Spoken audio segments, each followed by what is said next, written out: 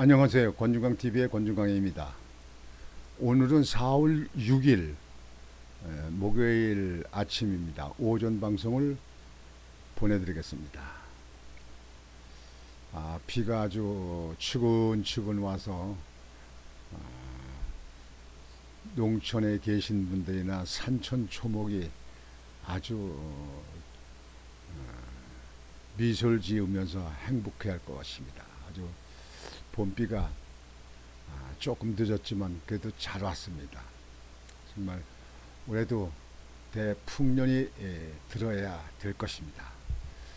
뭐 쌀, 초가 생산된 거 다 정부가 수멸하고 그 난리들인데 그래도 초가 생산이 됐다 하더라도 농촌이 그래도 잘 돼야 됩니다. 그래서 풍년이 들어야 그래도 농민들 마음이 그래도 행복하고 또 나라도 여유가 있습니다. 올해도 풍년 들길 바랍니다.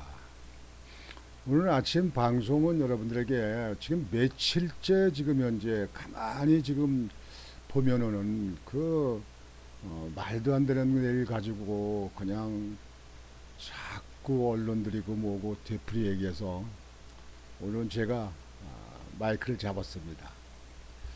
그 내용은 김재원 그 국민의힘 최고위원이 4.3 제주도 4.3 제주도 4.3은 그 행사를 그 추모일은 3.1절이나 광복절보다는 격이 낮은 추모일 아니냐. 대통령이 불참하는 데 대한 공격들을 하는데 그거는 공격이 맞지 않다, 옳지 않다. 그런 뜻으로 얘기했더니 뭐 좌파들 그다음에 이 보수 측에 있는 사람들, 뭐 당내에 있는 사람들도 김재원이 그 최고위원을 막 공격을 합니다. 그리고 조수주의 최고위원, 국민의힘 최고위원이죠. 그 양곡법 개정안 그 통과한 가지고 거부한 거 가지고 말들이 많고 그러니까 거기 대안을 두다가 밥 한 공기 다 비우기 운동을 추진해야 될 것이다. 뭐 이렇게 얘기해가지고 아주 또 공격들이 심합니다. 참 최고위원이라고 하는 국회의원들이 내놓는 대안이 밥 한 공기 다 비우기. 지금 밥들은 식당에서 먹을 때 먹을 만큼 먹고 좀 남기면 그거는 다 버리니까 다 먹은 거나 마찬가지죠. 요즘에 뭐 그거 다시 모아서 쓰는 거 맞습니까? 대안치고는 좀 정말 격이 낮은 대안이 아닌가 이렇게 생각을 합니다. 그래서 김재원 최고고 조수진 최고에 대한 말씀을 드리고자 합니다. 우선 4.3 제주도 사건은요, 이거를 저는 이렇게 생각합니다. 제주도 4.3 그 사건은 뭐 저 어릴 적에 뭐 다 일어났던 일이죠, 그게요. 그러니까 태영호 의원이 얘기했듯이 태영호 의원이 이북에 있을 적에 학교 날 적에 교과서에서 나왔다는 거 아닙니까? 제주도 4.3 그 폭동 사건은 김일성이가 그 박헌영이를 시켜서 그 남로당의 그 최고 우두머리가 그 당시 박헌영이 아니에요. 그때 박헌영이를 시켜서 우리나라 이승만 대통령이 단독 정부를 세우려고 투표를 하는데 5월 10일 투표하는데 그걸 막아라. 그래서 제주 4.3 사건이 일어났다. 그러니까 제주 4.3 사건은 남로당의 그 정부에 대해서 그 투표 5월 10일 투표하는 거에 대한 그 반대를 하기 위해서 그렇게 폭동을 일으킨 거고 그 폭동을 일으키다 보니까 정부 군이나 또 경찰들이 그걸 막으려고 하다 보니까 교전이 일어났잖아요. 그런 가운데서 저는 그 자료를 많이 보고 그러면은 그 남로당의 그 제주도에 있는 사람들이 뭐 한라산에 숨었다든지 그 어떤 그 터널에 굴에 은거하고 그 숨어서 있고 이렇게 할 적에 그 가족들이 먹을 걸 갖다 준다든가 모은다든가 이렇게 하는 가운데서 교전이 일어나는데 민간인들이 민간인들이 거기서 희생된 것이 많이 있다. 근데 이것은 지금 현재 제주 4.3 사건을 그 좌파들은 그거를 그 애매한 국민들을 학살한 거다. 그래가지고 본질은 떼어놓고 빼놓고 민간인 학살한 거에 대한 그거에 대해서 정부가 사과를 해라, 뭐 정부가 보상해라, 뭐 이렇게 계속 지금 현재 이어서 나오지 않습니까? 이것은 지금 한일 문제를 가지고 계속 우려먹듯이 제주도 4.3 사건도 계속 우려먹습니다. 여기 그 추모 행사 추모일에 윤석열 대통령이 이번에는 참여를 하지 않고 국무총리가 참여한 걸로 알고 있습니다. 근데 작년에는 대통령 당선되고 나서 그쪽에 작년에는 추모에 참여를 했어요.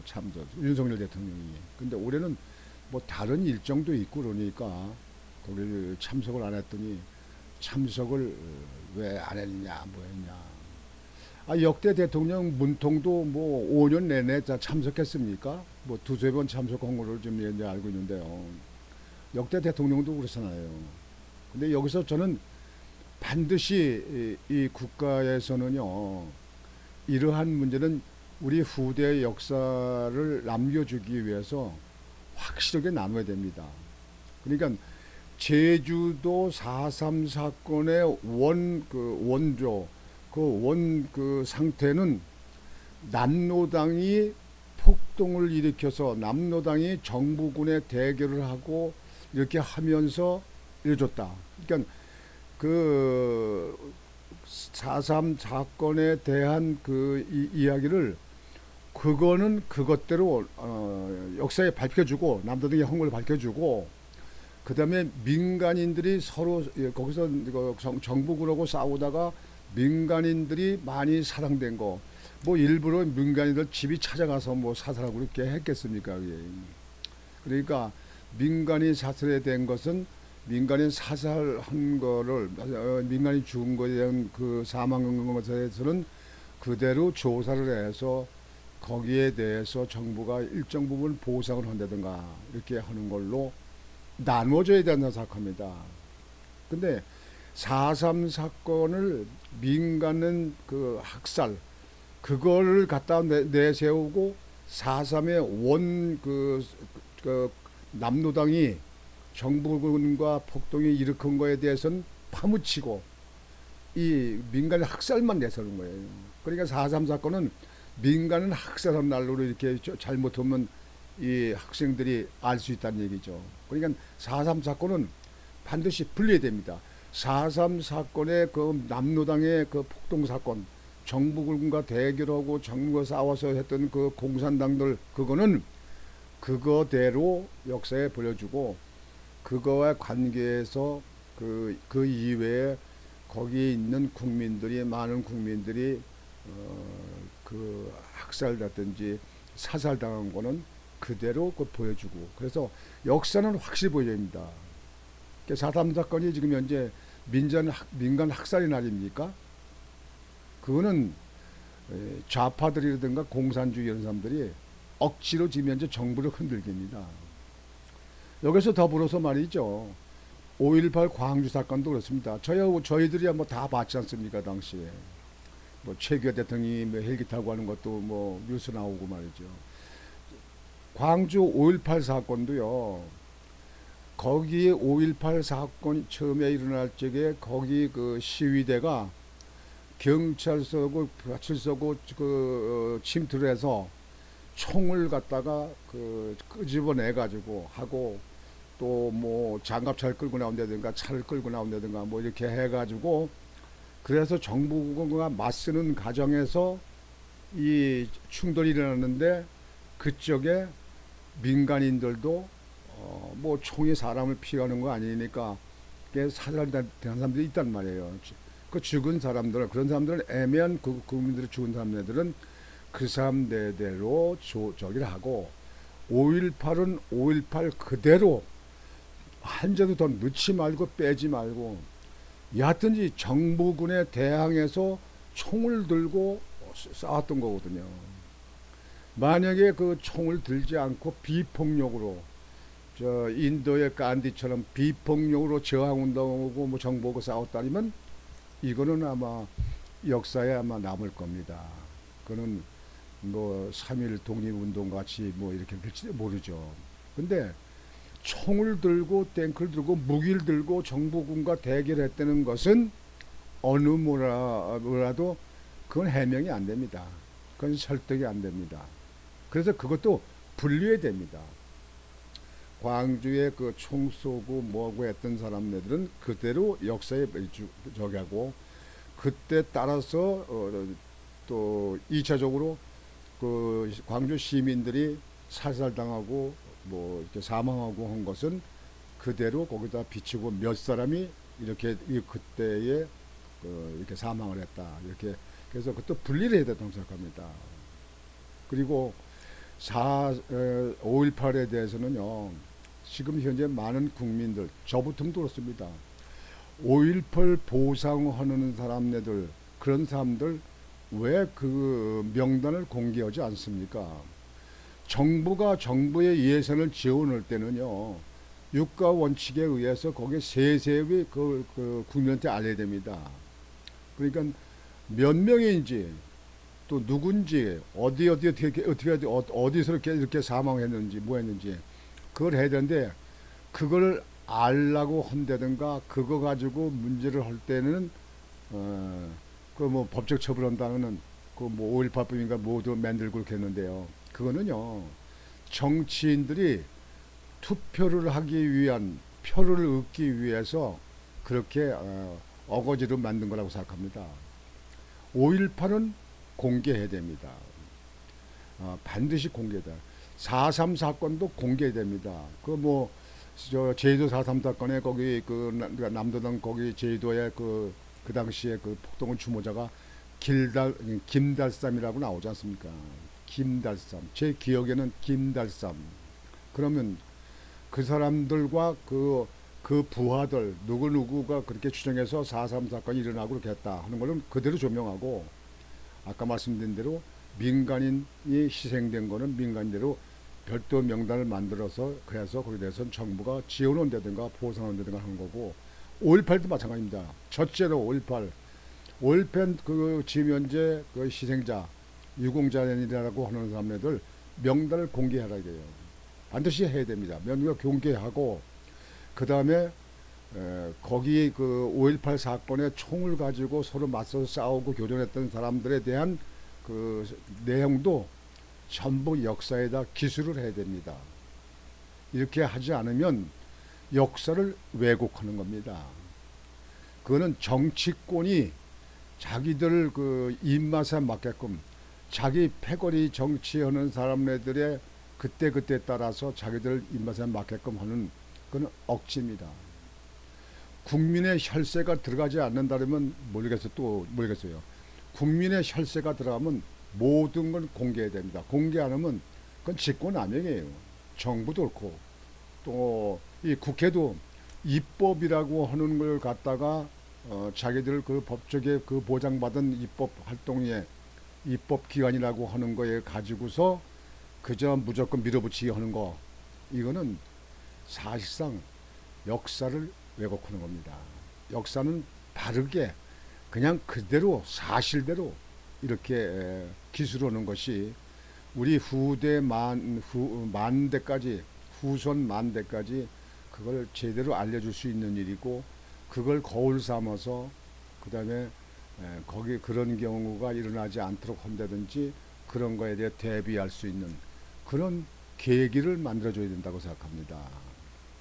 그래서 오늘은 여러분들께 말씀드리는 것은 제주도 4.3 사건 김재원 그 저, 최고위원이 말한 것이 저는 뭐 틀린 거 아니잖아요. 4.3 사건이 무슨 3.1절이나 광복절보다 뭐 그런 같은 급수는 아니잖아요. 그렇다면 대통령이 바쁘면 참석을 안 할 수도 있는 거고 다른 되는 거지 꼭 그런데 참석해야 된다. 그건 좌파들 논리입니다. 좌파들의 억지입니다. 그러면 전에 문통 정부 때 문통은 천안함 사건 때 추모일이라든가 이럴 때 참석을 뭐 한 적도 있지만 안 한 적도 많았는데요. 거기는 왜 참석하는데 좌파들은 왜 거기에 대해서 말 안 합니까? 좌파고 우파고 모든 것을 말할 적에는 국민의 눈높이에 맞춰야 됩니다. 국민은 좌파만 있는 것도 아닙니다. 우파도 있습니다. 그러면 거기에 상응하는 그런 발언이 되어야 된답니다. 무조건 여기 우리가 하는 이 제도 긴달쌈을 비롯한 그 폭동이랄 건 남로당이 폭탄 저기 폭도를 일으킨 그거는 무조건 대통령이 와야 된다. 또는 그거는 옳은 일이다. 거기에 뭐 이재명이도 참석하고 뭐 저 문재인이도 참석하고 심지어는 그 맨날 억지 부리는 그 성상납 그 사건에 그 연루됐다는 이준석이도 참석했더라고요. 그 이준석이는 말이죠. 그저 여기도 저기 여기도 저기도 그냥 그게 말이죠. 이준석이를 그 당시 국민의힘에서 여론조사까지 포함시켜서 대통령 저기 뭐야 대표를 뽑은 것이 그때 국민의힘의 큰 잘못입니다. 사람을 그런 이준석이 앞으로 인생도 평탄치 못하고 또 우리나라 정치권의 발전에도 평탄치 않습니다. 이준석이 같은 사람은 다시는 정치권에 발들이면 안 됩니다. 그건 절대로 안 됩니다. 이 국민의힘에서는 앞으로 이 정치하는 지도자를 뽑을 때는 그런 문제를 잘 연구를 해서 그래서 이 국가의 미래를 위해서 할 수 있는 방법을 찾아야 됩니다. 그저 자기들 공천에 유리하고 자기 표받는 데만 유리하다 이렇게 하는 것은 옳지 않습니다. 그래서 저는 김재원 그 최고위원이 말한 거에 대해서는 뭐 틀린 거 없지 않느냐 그렇게 생각합니다. 근데 하도 막 그냥 당내고 외부고 언론이고 막 그냥 김재원 의원한테 막 그냥 그 쏘니까 뭐 당분간 뭐 활동을 일체 공식적인 활동을 안 하겠다고 하는데 그런 김재원 의원도 잘못입니다. 자기가 정말 말 한마디도 앞으로 잘해서 정말 국가와 국민들에게 무언가를 알려줄 수 있는 옳은 이야기, 올바른 이야기, 미래지향적인 얘기 이런 거 하는 거에 대해서는 그런 걸 하려고 최고위원회 선거에 나갔던 거 아닙니까? 그래서 또 당원들이 뽑아준 거 아닙니까? 그럼 김재원 의원은 더욱 그 앞으로 그 정치인으로서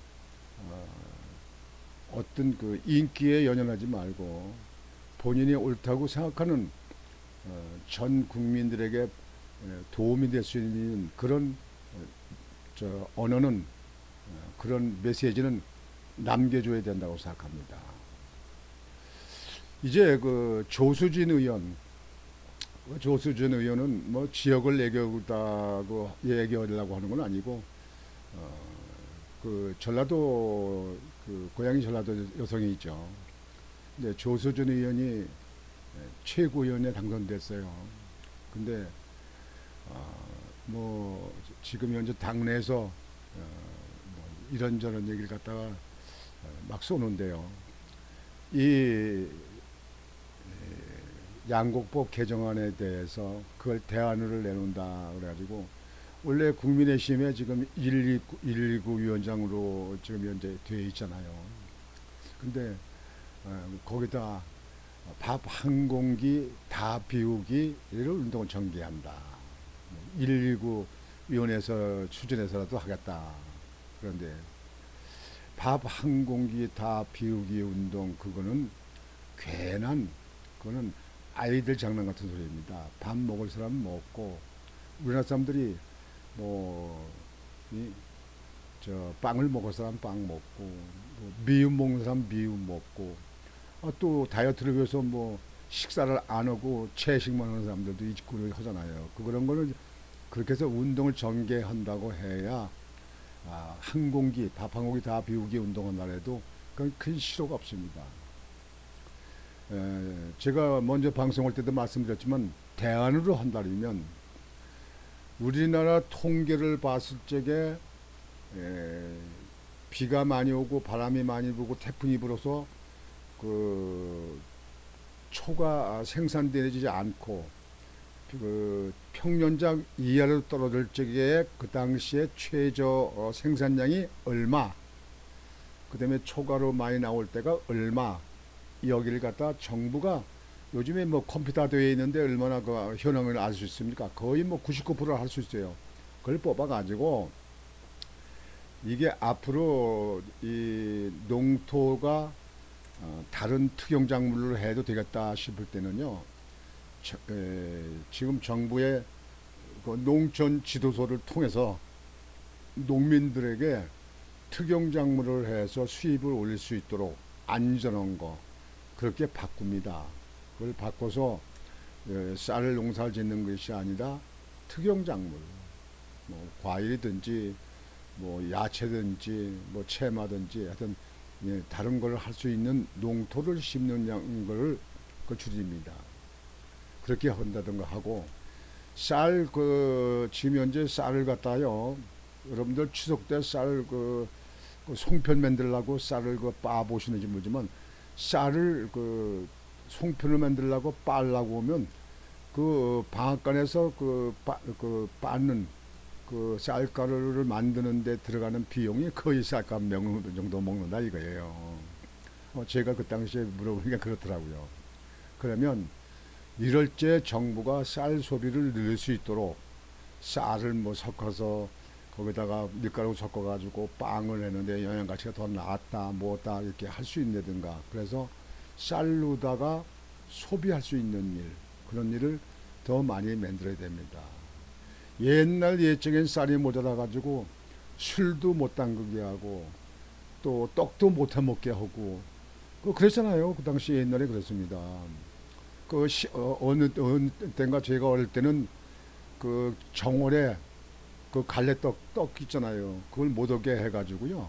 그래가지고 집에서 그 쌀을 쪄가지고 집에서 만들기도 했어요. 집에서 굴려가지고 그 쌀 집에서 빻아가지고 시루에다 쪄가지고 그걸 신떡을 만들었어요.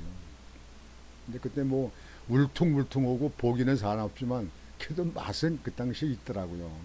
그러니까 쌀을 어떻게 소비를 더 늘려서 나갈 수 있는가 이런 걸 좀 과학적으로 해야지 밥 한 공기 다 비우겠다 최고위라는 사람이 그게 대안입니까 그게 참 그래서 이 국회의원들도요 모르면 배우든지 모르면 입 다물고 있든지 괜히 나서 가지고 요즘에 이제 내년도 그 총선이 있잖아요. 4월 달에 국회의원 선거가 있잖아요. 그러니까 요즘엔 그저 욕을 먹든지 말 듣든지 그저 언론에 자기 이름도 탈라고 막 던지는 시절입니다. 지금부터 저 내년 그 총선 전까지 언론 탈락 경쟁을 합니다. 여러분 전에 국회에서 그랬잖아요. 상임위원회에서 그냥 꾸벅꾸벅 졸다가 그 텔레비 그 카메라 TV 그 기자가 카메라가 이렇게 오면은 벌떡 일어난다는 거 아니에요. 그래가지고 똑바로 해. 장관 똑바로 해. 뭐 이러고 한다는 거 아니에요. 이거 여러분들 못 들으셨어요? 옛날에 그런 얘기 많이 나왔습니다. 그러니까 정치인들은 이제 선거철이 가까워지니까 그러니까 언론에 많이 비치려고 막 던집니다. 뭐 이 앞뒤 가리지 않고 좌우 살피지 않고 막 던집니다. 그래서 국민들만 시끄럽고 국민들만 머리가 복잡해요. 요즘에 거리에 보면은 프랑카드를 많이 붙잖아요. 민주당들 많이 붙었더라고. 프랑카드 많이 붙입니다. 그 자기 이름 알리기 아닙니까 이게. 당 알리고 이름 알리려고. 이제 선거철이 가까웠죠. 이제부터 그 선거에 나오려고 하는 사람 또는 배지단 사람들은요. 그동안 언제 봤더냐 했었는데 목에다 그 심지고 댕기던 사람들이 목에가 아주 유연해졌습니다. 예. 저 스프링처럼 유연해졌어요. 인사도 하고 말이야.